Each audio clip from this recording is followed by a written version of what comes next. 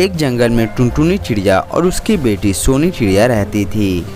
वो लोग बहुत पैसे वाले थे। सोनी चिड़िया बहुत ज़्यादा बदतमीज थी। वो अपनी माँ की इज्जत बिल्कुल भी नहीं करती थी। एक दिन जब सोनी चिड़िया अपने स्कूल से घर वापस आती है, माँ मेरा इतना कमरा आज गंदा क्यों है, लगता है वो नौकरानी ठीक से काम नहीं करती है, उसको बुलाइए और फिर से घर की सफाई करवाइए। अरे बेटी तू खुद ही कर लेना, कौन सी बड़ी बात है इसमें, ये सब काम मैं करूँगी, मुझसे ये सब काम नहीं होगा, ये सब काम आप ही कर दीजिए ना मम्मी। अरे सोनी चिड़िया तुझे बिल्कुल भी तमीज नहीं है कि अपनी माँ से कैसे बातें करते हैं। माँ मैं ये सब बातें नहीं जानती हूँ, मैं नहाने के लिए जा रही हूँ, जब तक मैं आती हूँ घर का सारा काम हो जाना चाहिए। पता नहीं इस घमंडी चिड़िया का क्या होगा, दिन पर दिन इसकी बोलियाँ बढ़ती जा रही है और इसका घमंड भी। उसके अगले दिन जब सोनी चिड़िया स्कूल जा रही होती है तो वो अपनी माँ से बोलती है, माँ मुझे 5-6 रुपए देना, तो मुझे कुछ काम है। अरे सोनी चिड़िया तू इतने सुबह सुबह 5-6 रुपए का क्या करेगी, वैसे भी तू तो अभी स्कूल जा रही है और वहाँ पैसों का क्या करना है तुझे। मम्मी मैं अब बड़ी हो गई हूँ, मुझसे अब पैसों का हिसाब लेना बंद कीजिए और मुझे हर बात का जवाब देना पसंद नहीं आता।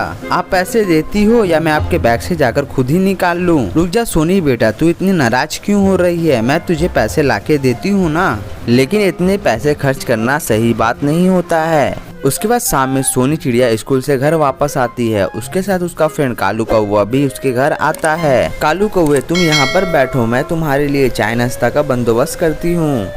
थोड़ी देर बाद सोनी चिड़िया कालू कौवे के पास वापस आती है। और बताओ कालू कौवा मेरा घर आपको कैसा लगा, और इस बार क्लास में मॉनिटर मैं ही बनूंगी, क्लास के सभी पंछी मेरे साथ हैं। हाँ सोनी चिड़िया जरूर बनना, मैं भी तुम्हारे साथ हूँ।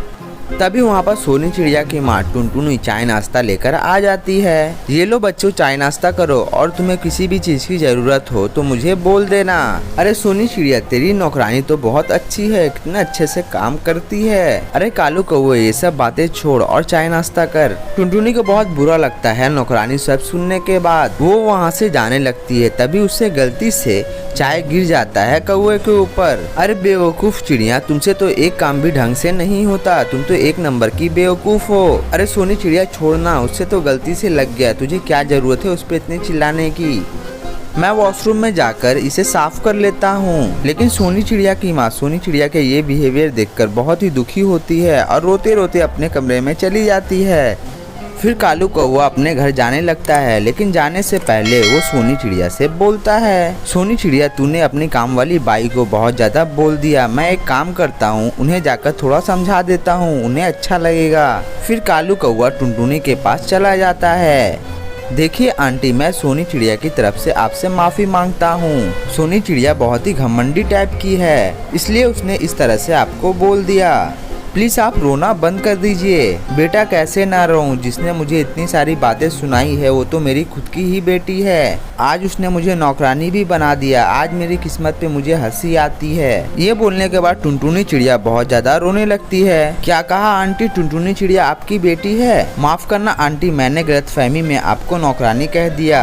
बेटा इसमें तुम्हारी कोई दोष नहीं। सोनी चिड़िया के पापा के जाने के बाद मैंने उससे बहुत ज्यादा सिर पे चढ़ा लिया था, इसीलिए आज ये हाल है, और वो आज अच्छे बुरे की समझ भूल गई है। तभी वहाँ पर सोनी चिड़िया आ जाती है। छी सोनी चिड़िया तूने अपनी माँ के साथ कितना गंदा व्यवहार किया है, आगे चलकर तू भी माँ बनेगी, तेरी भी बच्चे जब तेरे साथ ऐसा काम करेंगे तो तुझे समझ में आएगा। मैं तुझ जैसे बदतमीज और घमंडी चिड़िया के साथ दोस्ती नहीं रख सकता हूँ। ये सब सुनने के बाद सोनी चिड़िया का सर शर्म से झुक जाता है। माँ मैंने बहुत बड़ी गलती कर दी, मुझे माफ़ कर दीजिए। आज के बाद ना मैं घमंड करूँगी, ना कभी ऐसा काम करूँगी जिससे आपको तकलीफ हो। ये सुनने के बाद कालू कौवा और टुनटुनी चिड़िया दोनों बहुत ज़्यादा खुश हो जाते हैं। उसके बाद वो दोनों माँ बेटी खुशी खुशी रहने लगती है। तो दोस्तों ये कहानी से हमें ये सीख मिलती है कि हमें बड़ों का अपमान कभी नहीं करना चाहिए और ना ही कभी घमंड से किसी से बात करनी चाहिए।